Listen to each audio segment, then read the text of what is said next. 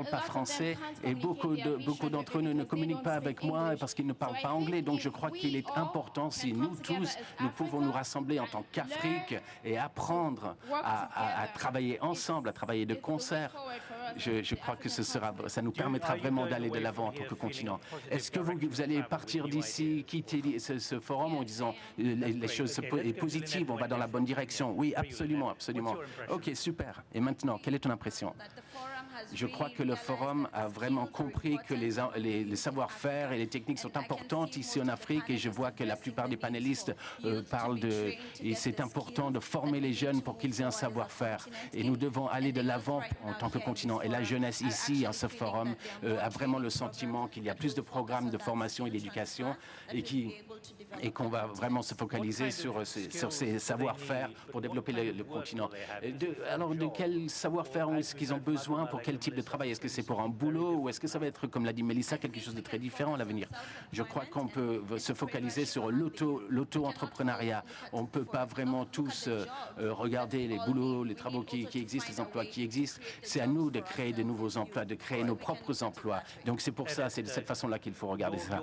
Et toi, de ton point de vue ici au Gabon, comment est-ce que tu vois, est-ce que vous avez l'impression que le type de débat qu'on a entendu ici, ça ferait vraiment avancer et comprendre d'où viendra le travail dans l'avenir?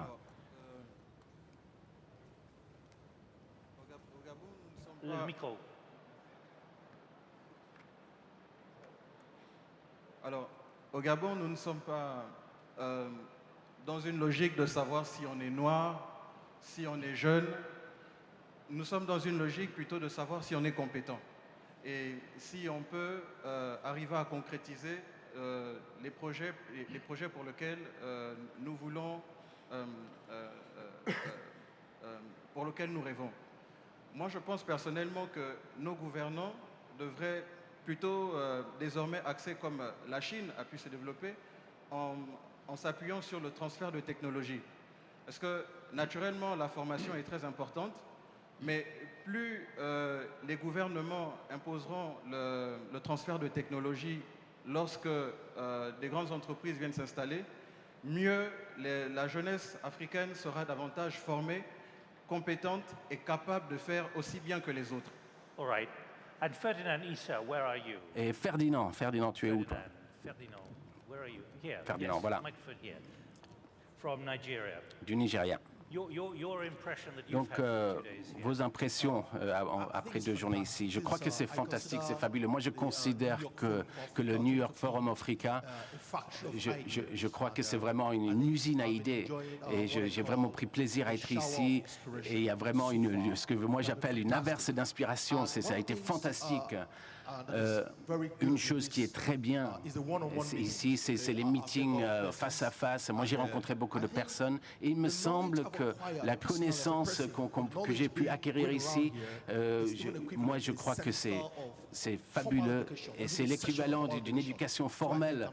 Et je crois que je suis vraiment impressionné par ce que j'ai vu ici. Et si je peux faire un commentaire rapidement à propos de la discussion de ce matin, à propos du travail, à propos des travails, des emplois et des savoir-faire. Oui, je crois que l'inquiétude majeure des jeunes africains, c'est qu'il nous faut vraiment changer d'état d'esprit, et même une transplantation d'état d'esprit peut-être. Parce que l'Africain moyen, particulièrement au Nigeria d'où je viens, on parle de boulot, quand on parle de travail, d'emploi, l'image que la personne a en tête, c'est « Ah, quelqu'un va me donner quelque chose. Voilà, on va me donner un boulot de 9h à 17h, 8 heures par jour, tranquille, ça va me permettre de payer les factures. » Voilà. Un exemple, j'étais un jour à Abuja et le chauffeur de taxi m'a dit « Bonjour monsieur, comment ça va? Impeccable.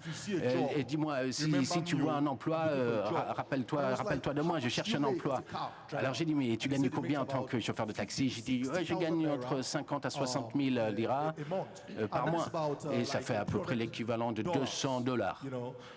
Et moi, je lui ai dit qu'il y a des employés de banque qui ne gagnent même pas autant par mois. Et donc, lui, son idée d'un travail, d'un emploi, c'est qu'en tant que chauffeur de taxi, tout ce qu'il voulait, c'était un boulot. Il voulait juste que le gouvernement ou qu'un grand homme ou grande femme, quelqu'un, lui donne quelque chose à faire avant qu'il puisse dire « Voilà, maintenant j'ai un boulot ». Pour lui, un boulot, c'était ça, c'est qu'on lui donne quelque chose à faire. Mais il faut changer d'état d'esprit. Personne n'a rien à nous donner si on veut un emploi. Et c'est à nous de créer plus de valeur, de trouver d'autres façons de le faire, améliorer la façon dont nous nous positionnons et nous nous améliorons ainsi. Est-ce que je pourrais, merci, est-ce que je pourrais avoir un microphone à Sean de Youngstars? Voilà. Donc, juste un moment, s'il te plaît, Sean. Et maintenant, Ludivine Gutez de Côte d'Ivoire. Tu es où, Ludivine? Voilà, un microphone ici pour Ludivine, s'il vous plaît, parce que j'aimerais que tu puisses développer encore le message. Quand vous entendez Abdoumalek, quand vous entendez ce genre de réaction de la prochaine génération, quelle est votre réaction et quelle est votre expérience par rapport à ce que vous voyez au Maroc et en Afrique occidentale? Ce type d'état d'esprit, de changement d'état d'esprit et les attentes de quelque chose de très différent. Je pense que les retours sont assez exceptionnels et puis ils nous montrent deux dangers immédiats. Un, le danger de la fragmentation. Il y a le risque aujourd'hui qu'en Afrique, on ait deux dorsales. Une dorsale anglophone qui va du Caire jusqu'à Johannesburg, bien intégrée au niveau commercial. Il y a un FTA qui vient d'être signé il y a quelques mois. Et une dorsale francophone, pas très bien intégrée, et où il n'y a pas la circulation des hommes et des talents. Parce qu'il y a des pays qui sont plus dynamiques, plus actifs. Il faut que les forces vives puissent naviguer entre ces différents pays, aller chercher des jobs ailleurs. L'Afrique anglophone est en train de le faire. L'Afrique francophone doit travailler sur ce sujet-là. Et le deuxième très grand danger que je vois à mon niveau, c'est le commerce des FBI, des fausses bonnes idées. Sur le papier, tous les business plans marchent. En PowerPoint, it always works. Mais le défi de l'exécution est véritablement le challenge auquel on doit s'atteler. Circulation des hommes, permettre aux talents de bouger et puis leur donner l'accès aux meilleures éducations possibles. Quand on prend un chiffre très significatif, 95% des étudiants qui font les meilleurs scores pour entrer dans le top 10 des universités américaines sont asiatiques. Donc il y a un vrai sujet sur comment est-ce que nous préparons les talents à pouvoir traverser l'Atlantique et à pouvoir accéder à l'une des meilleures éducations du monde. John Liu, Alors, quand vous entendez ça, Jin Liu, ce type ce qu'on entend de la prochaine génération, ils ont un état d'esprit qui est très différent de ce qu'on connaît traditionnellement ici. Oui, je veux revenir à la jeunesse. Vous voulez, quand on est jeune, on veut changer de boulot, on veut changer sa vie. La première chose, si on veut un travail, il faut un savoir-faire. Donc le gouvernement a une responsabilité à ce niveau-là, un devoir, je dirais, de mettre en place les écoles et pour l'éducation technique. Et moi, j'aimerais raconter une petite histoire que j'ai vue ici au Gabon. L'AVEC, nous coopérons avec le ministère du Travail et d'Emploi et de formation technique. Et nous allons mettre en place une école d'éducation technique gratuite ici à Libreville et dans 2 autres villes aussi. Et avec 12 professions différentes qui seront concernées. Et moi, je crois fermement que le gouvernement du Gabon est maintenant vraiment fait des choses, met en place des choses pour les jeunes, un plan pour la jeunesse, un plan pour demain. Et donc, je crois que ces écoles, quand vous sortez de ces écoles techniques, vous êtes vraiment prêts pour un emploi. Alors, très bien, j'aimerais parler à Sean, parce que vous venez de m'envoyer un message, vous parlez des techniques, votre savoir-faire. Moi, je dirais, moi, ce que je pense, c'est que on parle de ce qu'il nous faut faire, c'est, au lieu de nous focaliser sur les boulots, il faut vraiment qu'on commence à se focaliser sur le savoir-faire. Moi, en tant que jeune personne, donnez-moi le savoir-faire, parce que si j'ai le savoir-faire et les connaissances, j'ai 2 options à ce moment-là. Je peux soit trouver un emploi, ou je peux trouver un emploi, ou je peux en créer un. Donc, si vous me donnez un boulot, là, de fait, vous limitez mes capacités. Vous limitez ce que je peux faire, ce dont je suis capable. Et donc, donnez-moi le savoir-faire. Donc, ça me donnera sa double méchance. Soit je vais trouver un emploi, ça, je vais créer un emploi pour d'autres. Parce que c'est un fait qu'il nous faut créer des emplois. Et ensuite, mais vous utilisez toujours ce mot emploi plutôt que savoir-faire, plutôt que de connaissances. Et il y a différentes manières de gagner de l'argent. Donc, c'est ça dont vous parlez. Oui, et deuxièmement, oui, il nous faut commencer, comme la dame l'a dit, il faut apprendre à apprendre, parce que les jeunes en Afrique, il faut qu'ils puissent accès à une via éducation de qualité online learning. via le But learning the online, challenge via we l'apprentissage have en is, ligne. Et les défis qui se Wi-Fi. posent à nous, c'est le Wi-Fi. Wi-Fi access. Le Wi-Fi, accès au Free Wi-Fi. access L'accès is a big au challenge in Wi-Fi Africa. gratuit, c'est un grand challenge So, en Afrique, ça, government un needs to grand look défi. into Donc le that, gouvernement doit where regarder young ça de people can près have free et Wi-Fi il faut ouvrir ça, access il faut qu'il y ait plus and hook up d'ouverture to au online Wi-Fi gratuit courses et que nous over the puissions avoir internet. accès à That's what I des believe in leçons en Nigeria. ligne et c'est à ça que je travaille au Nigeria. Donc Ludivine, juste un moment s'il vous plaît, mais pour en venir à la Abdou Malek, il a appelé un mot qui était celui exceptionnel. Oui, donc le savoir-faire et les emplois vont tous changer au cours de votre vie. Moi, j'étais à Johannesburg la semaine dernière et j'ai pris Uber, j'ai pris des taxis Uber partout. Il y a 1 an, 2 ans, ça n'existait pas. Et aucun des jeunes hommes qui étaient dans ces grandes BMW noires toutes neuves, et ils n'avaient pas de boulot. Mais leur technique, c'était quoi? Ils ont vu où était la prochaine opportunité, ils ont su la saisir. Ils ont vu cette technologie qui va changer.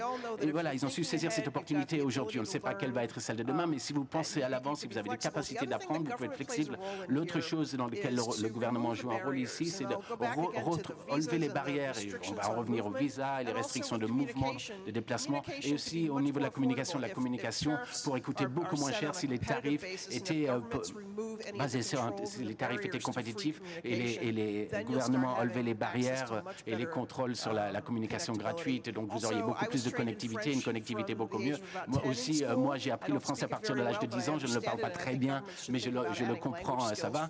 Et je crois que vraiment, il faudrait que le gouvernement pense à ça, aux langues, plus à vraiment développer les langues. Alors, Côte d'Ivoire maintenant, bienvenue. Donc le message que tu m'as envoyé, c'était que quelqu'un essaye de construire une culture de performance et de fiabilité au travers de votre société. Est-ce que c'est une frustration que tu exprimes ou est-ce que c'est un défi sur lequel tu travailles tout le temps? Je pense que c'est ni l'un ni l'autre. Je crois qu'il faut aussi débattre du fait qu'il nous faut donner des opportunités, donner des savoir-faire. Mais ceux-ci doivent être utilisés pour créer de la valeur. Et créer une création de valeur dans le commerce, dans les affaires, c'est la performance dont on parle. Je crois que nous le devons à la jeunesse africaine d'être honnête et de leur dire il faut être compétitif à l'échelle mondiale. Et ça, pour ça, il faut être performant, c'est la performance qui compte. Et je me demande comment le panel voit ce changement de mentalité, comment ça peut arriver en Afrique et comment nous pouvons pousser et encourager la jeunesse à avoir un emploi. On le garde, ok, une fois qu'on a un emploi, il faut le garder avec la performance. Alors, qu'est-ce que tu fais? Moi, je suis un conseiller financier concentré sur le secteur minier et l'immobilier. Et comment est-ce que tu fais passer ce message qu'il faut toujours améliorer sa performance? Alors c'est une conversation complexe. Alors en 1 minute, rapidement, la mentalité qu'on peut voir, c'est que une fois qu'on a un emploi, tranquille, c'est bon, on l'a à vie. Mais le fait est que le challenge est là, c'est qu'une fois qu'on a un boulot, il faut que les gens comprennent qu'une fois qu'on a un emploi, on a l'opportunité d'en faire plus et de développer son boulot. Mais pour ça, il faut créer tous les jours, il faut se remettre en question à tout moment. Il faut toujours se créer des opportunités pour soi à l'intérieur même de la société. Et les clients, avec le marché, il faut toujours être performant, et il faut être proactif et créer la valeur, une fois encore. Et ça, parfois, ça peut être un défi avec les jeunes Africains, de leur faire comprendre. Ils pensent qu'ils ont droit à ce boulot une fois qu'ils l'ont. Ah, très bien. Donc, Ludivine, qu'est-ce que vous en pensez, Abdou Malek, à ce niveau-là? On revient à cet état d'esprit. Vous savez, il y a un dicton qui dit qu'il y a 3 types de drogues. Il y a le sucre, il y a la cocaïne et il y a le salaire mensuel. Il faut qu'on puisse s'affranchir de cette drogue qu'est le salaire mensuel, mais il y a un écueil très important. Cet écueil qui est très important, c'est qu'on peut faire du leapfrog avec la technologie, mais faire un leapfrog des mentalités et des écosystèmes dans lesquels les gens évoluent lorsqu'ils veulent faire de la force productive et faire de la création, ça fonctionne beaucoup moins bien. On a entendu partout en Afrique les projets de pays qui veulent créer une Silicon Valley dans leur pays. Mais on ne peut pas cloner la Silicon Valley. La Silicon Valley, c'est une culture entrepreneuriale qui est ancrée, où il y a une très grande diversité, où les plus grands talents du monde au niveau technologique veulent venir là-bas. Ils veulent venir parce qu'ils ont tout. Il y a le financement, il y a le VC, il y a les bons jobs, il y a les bonnes écoles, il y a absolument tout. Donc il faut qu'on se focalise sur ce changement de mindset. Et pour le faire, il y a une responsabilité évidemment des États, et on doit lutter contre cette formidable capacité de résistance qu'ont les technostructures africaines. Elles aiment revenir au stade initial. Elles aiment produire du papier, elles aiment produire de l'administration. Maintenant, il faut qu'elles puissent produire de l'efficacité. John Liu, this point raised here about reliability, about performance. Is that what you feel? On parle de fiabilité, Yes. on parle de fiabilité. I think Vous êtes d'accord the- avec ça? Oui, absolument. After you have Je skills, crois then you have qu'une fois que vous foundation avez le for savoir-faire, vous avez les And, capacités, vous avez ce qu'il faut pour avoir un boulot. Et c'est la responsabilité du gouvernement, ça a été de produire, de donner du boulot, mais la jeune génération doit créer ses propres emplois. Les entrepreneurs seuls aussi peuvent produire leur boulot, mais c'est avec le soutien du gouvernement qu'ils vont pouvoir faire ça en mettant en place des fonds pour que les jeunes puissent avoir des start-up, puissent lancer leurs start-up. Mélissa, vous savez, en Afrique, il n'y a pas beaucoup de fonds et l'argent coûte cher, donc les sociétés privées qui sont gérées comme il faut sont très disciplinées sur la manière dont ils dépensent l'argent et la performance des gens, de leurs employés. Les pays que moi je trouve comme plus excitants en tant qu'investisseur ou en tant qu'analyste, c'est les pays où tous les leaderships est Africa, les sociétés, ce sont des sociétés avec des dirigeants africains, ils créent, ils développent des nouvelles choses. Donc moi j'encouragerais les jeunes à créer cette information entre les pays et entre eux-mêmes. Regardez quelques personnes, des gens des diasporas qui reviennent, qui étaient dans les écoles de business au Royaume-Uni, aux USA, qui ramènent ensuite cette expérience ici en Afrique. Et vous avez maintenant les capacités de communication pour vous parler, pour encourager vos gouvernements. Si vous voyez qu'il y a un changement qui doit arriver, c'est à vous de pousser, c'est vous qui devez voter, élire et forcer les gouvernements à être responsables pour ça. Alors Samuel Bossa d'Ouganda, qui est à l'Université de Londres, à l'école The School of Oriental and African Studies, il dit quelque chose, il dit quand on parle d'emploi et de boulot, il semble on parle plus de savoir-faire, plus que sur les politiques des gouvernements pour créer de façon appropriée les investissements qui peuvent créer des opportunités pour les jeunes de développer et de générer des savoir-faire. Est-ce que c'est comme ça que vous voyez ça? Alors, mon point de vue personnel, c'est que les gouvernements devraient se pousser, devraient mettre en place un cadre réglementaire avec des politiques qui soient constantes, afin que les investisseurs savent où va aller leur argent et comment ça va être mesuré et quelles seront les performances. Donc, vous dites que c'est un état d'esprit qui est un peu ancien, là. C'est une façon de penser qui est un peu ancienne, un peu dépassée. Oui, non, c'est pas au gouvernement de dicter ce qui va se passer, ce qui va à ce niveau-là. Avoir des politiques pour encourager les business à aller dans un certain sens, ça c'est une chose. La Chine a fait un travail exceptionnel à ce niveau-là.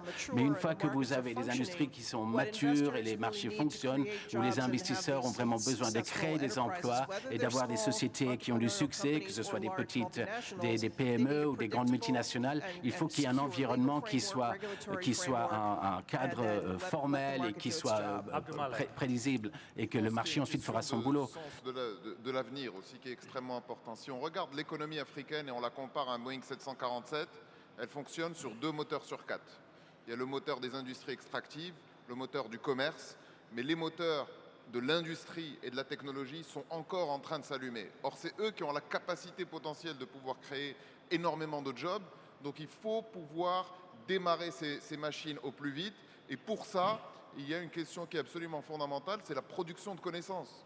Et à ce titre, moi je tiens à saluer l'action du NIFA parce que c'est un incubateur de production de connaissances. Nous sommes le continent qui produit le moins de documents stratégiques sur où est-ce que nous allons et comment est-ce que nous devons progresser. Donc il est très important qu'on puisse échanger sur ces sujets-là et qu'on puisse rentrer aussi dans le business du content production pour qu'on puisse savoir quelles sont les expériences qui marchent. Pour ça, c'est bien d'avoir des business plans, c'est bien d'avoir des plans sectoriels, mais on doit se concentrer sur le master plan. Est-ce que les plans industriels sont alignés avec les plans touristiques? Est-ce que le plan touristique est aligné avec le plan judiciaire et de la réforme de la sécurité juridique? Il y a besoin d'avoir a sense of the future. Right. Do please, we've got 10 minutes to run. Send me some more questions. I've got a lot here, but I'm grouping them together because some of them are repeating each other, but they're great questions. So please keep sending them to me. There is the address still on the screen. A couple of comments here from Rahama Wright. It's not just about job creation. It's about creating jobs that develop living wages so people can improve their standard of living. Il faut, il faut créer des jobs, instead of selling il raw faut, goods il and faut materials. fabriquer et You're pas nodding, simplement la vente de plus de, clearly you de need to add services et plus de value, matériel. But you also need to think bigger. And the story I like to tell is Finland L'histoire has que a lot j'aime of bien trees. raconter, So c'est qu'en Nokia Finlande, il y a used to be beaucoup a d'arbres. company Et that was donc in the Nokia, forestry c'était une business. They compagnie got very good qui at était cutting dans le down secteur trees, forestier. but then Ils they coupaient also bien les developed the skill arbres. of cutting Mais ils ont things that aussi would cut- donc, making things ils avaient that la would cut other possibilité things, de which couper led us certaines to one choses of the world's qui great phone ont companies. mené But then they une continued to société develop, and now de we have téléphone. Angry Birds out Et of donc that same maintenant, intellectual on a channel. So donc I would just dans la say, même you've gotta canalisation, think about the on avait entire des gens sequence, qui not just for n'étaient pas today, très but satisfaits. also over the Et long donc, term. il me Where- semble qu'il where faut are those- penser where are donc those brains à going nos to take us, stratégies à long terme. Abdulmalik, your On demande dans experience quelle on where direction on est en brains train de are partir. going to take us. Et donc, What's your où est-ce que experience? nos cerveaux vont Je pense nous que ce emmener? qui est Quelle est votre très expérience? important, c'est qu'il faut engager un dialogue transgénérationnel. Le grand sujet que nous avons sur la création de valeur et la création d'emplois, c'est que les plafonds de verre sont à tous les niveaux. Ils sont entre la jeunesse, la génération intermédiaire et la génération qui est un petit peu plus âgée. Il n'y a pas de culture du mentorship et il n'y a pas de culture entrepreneuriale forte parce que les barrières à l'entrée sur l'entrepreneuriat sont tellement importantes que les gens préfèrent être en retrait face à ce type d'initiative. Il faut véritablement travailler sur ces aspects culturels et il faut qu'on travaille sur les soft skills. Il faut qu'on sorte de la malédiction du culte de l'ingénieur en Afrique. On valorise énormément l'expertise, mais on ne valorise pas assez toute la culture transversale qui permet à des élites mieux formées de pouvoir s'inscrire dans des économies plus globalisées. An important question here about rural African Donc il y a populations. une question importante en ce qui concerne les populations rurales et donc un potentiel énorme en ce qui concerne donc cette population. Comment on peut former donc cette population rurale étant donné le manque d'accès à la technologie loin des centres éducatifs? On a entendu parler de ça le premier jour, mais maintenant ce troisième jour on en parle encore une fois. D'abord, si on parle de donc l'agriculture et donc le commerce de l'agriculture, si on a l'accès au marché, il me semble que la technologie peut jouer un rôle très important. Par exemple, au Kenya, on a donc un service informationnel, informatique qui a beaucoup amélioré la vie des fermiers. Et donc, que ce soit des ballons, que ce soit les satellites, il faut absolument apporter et donc Internet dans les villages, que ce soit par l'énergie solaire ou éolienne. Donc, il me semble que si vous avez la possibilité d'avoir un petit peu de revenus en plus dans les fermes, vous avez donc accès donc à l'Internet et vous avez un téléphone intelligent. Ça va vous améliorer votre production. Et je pense que si donc on a vu dans les villages, si on est connecté, ça améliore la vie de tout le monde. Mais si je peux parler de ce point qui vient de Pambu, en ce qui concerne l'infrastructure pour les populations rurales, c'est-à-dire qu'on doit apporter donc l'éducation et les opportunités dans ces régions rurales. Oui, je pense que les jeunes partout doivent apprendre des qualifications.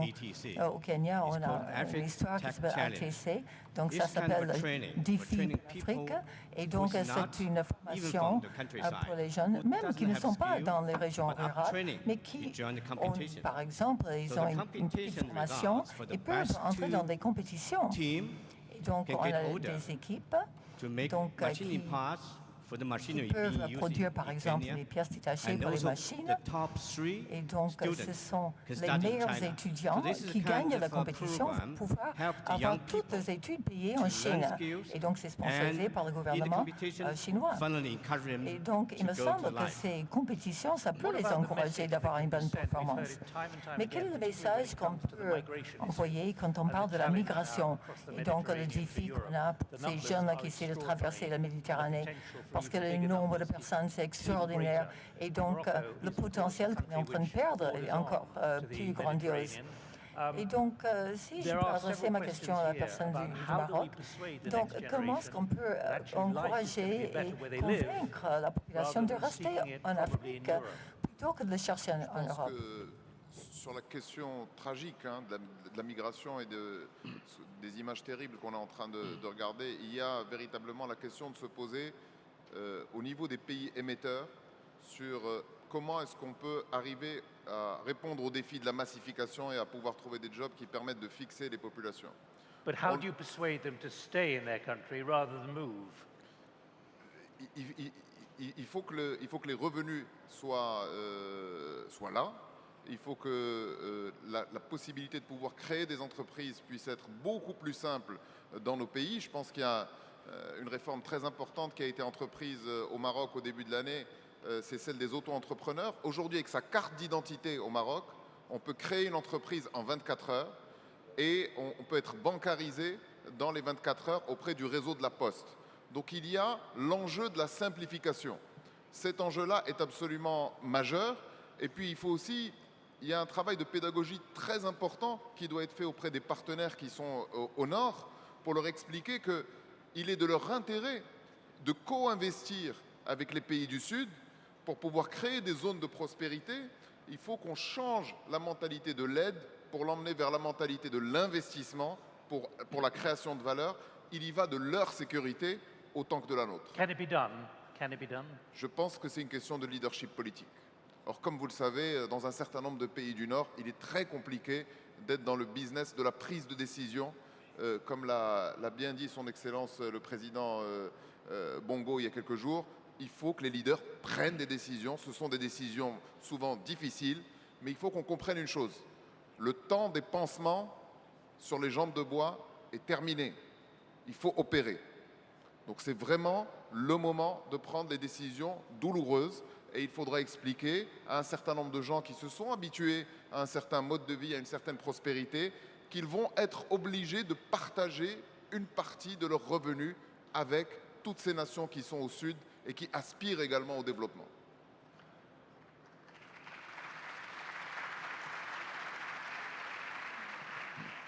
Samir Ben Maklouf from Morocco. Mr. Maklouf from Morocco, where is he?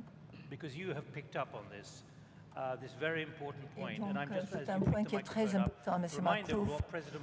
Donc, vous avez rappelé donc, ce que dit le président Bongo il y a quelques jours. Donc, il risque justement de mauvaises décisions, mais il faut prendre ce risque. Et donc, il a parlé de l'importance. Et maintenant, est-ce qu'on peut avoir un point de vue de Microsoft, parce que vous avez parlé de la politique, justement, je pense que tout le monde est au courant que la technologie, ça fait partie des aptitudes, des qualifications dont tous les Africains ont besoin.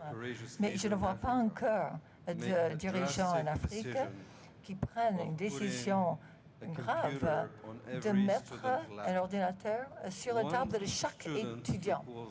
Parce qu'un étudiant égale un ordinateur. Et donc l'accès à Internet, ça va lui donner l'accès au savoir-faire. Donc, où son homologue en Asie ou aux États-Unis a déjà. Et donc, on a vu donc, ces téléphones intelligents partout dans les pays, comme ici au Gabon, tout le monde en a un. Et donc, est-ce qu'on a besoin du gouvernement pour avoir un ordinateur pour chaque étudiant? En fin de compte, donc, ces téléphones intelligents sont utilisés pour consommer. Et c'est tout. Ce que nous voulons, c'est les ordinateurs où les Africains produire et pas juste consommer l'intelligence et les savoirs. Et donc, il faut créer quelque chose qui est pour l'Afrique. Et donc, il me semble que vous dites que les dirigeants en Afrique n'ont pas encore saisi l'opportunité de donner un ordinateur à chacun. Non, ils doivent prendre des décisions courageuses. Il faut arrêter donc ce cycle de descendre encore de plus en plus parce qu'on produit plus de jeunes que de postes de travail. Et donc ça, c'était une déclaration très claire qui vient du Maroc. Et donc la frustration des dirigeants ne prennent pas les décisions qu'il faut prendre. The sense of Le urgency, you're sens absolutely correct. The d'urgence, sense of vous urgency avez has to absolument be raison.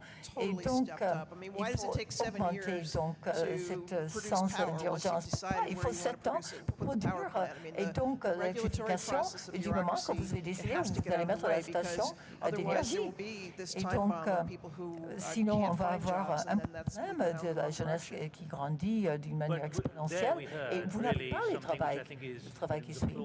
Et donc, il y a aussi le fait que les dirigeants gouvernementaux n'ont pas les mêmes mentalités comme le niveau de nécessité pour prendre des décisions aujourd'hui.